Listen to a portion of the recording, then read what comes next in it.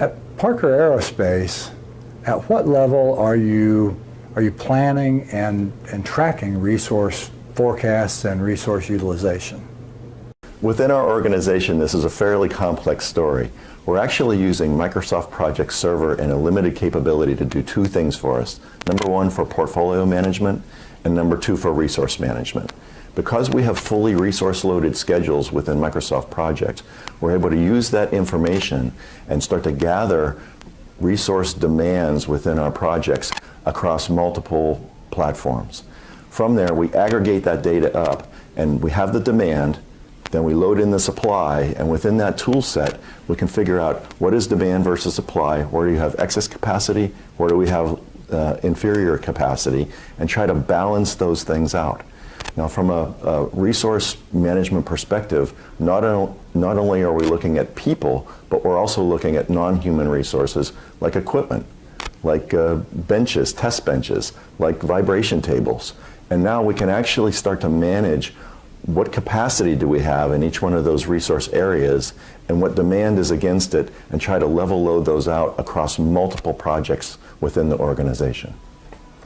I'd like to give a little bit more detail on this resource management aspect. So not only are we using Microsoft Project Server to look at resources from an enterprise-wide level, but we drive that down all the way to a point where a resource manager, a department manager, can see their individual people on their team and what kind of resource demands are being placed upon them so that he or she can manage those scarce resources appropriately.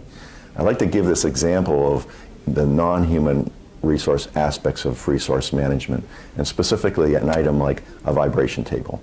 All of our components, before they get put on and qualified to be put on an airplane, have to go through a fairly severe vibration environment test to verify that they'll be able to survive that environment. And we have a limited number of these vibration tables in our organization. And what we've done is we've actually loaded those into our resource loaded schedules just as any other resource would be, so that we can see the consolidated picture and know, do we have overlaps across our various projects on the demand for that resource table, and how do we conflict those resource demands.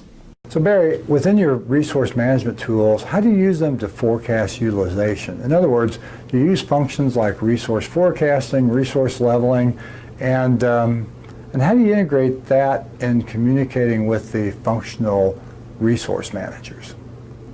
Now, as far as forecasting within resource management, because we have a resource-loaded schedule within Microsoft Project, and that's linked within Microsoft Project Server, we actually have a fairly long view of these very long development programs. Our development programs can last 4, 5, 6 years.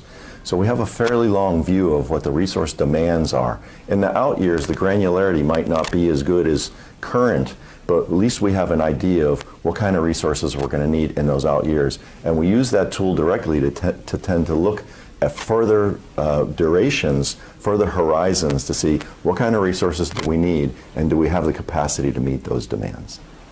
So have you integrated resource costing into your financial processes as well? So resource costing is a direct output of our resource-loaded schedules. I bring this up over and over again because it's the linchpin of so many things. Once we have a resource-loaded schedule, we can now put dollars against the hours that have been loaded within our schedules. Those hours turn into dollars. The dollars feed into the financial system, but they also feed into our earned value management tool, Prism, and we start to use that as our performance management baseline against which we measure the performance of those programs on an ongoing basis.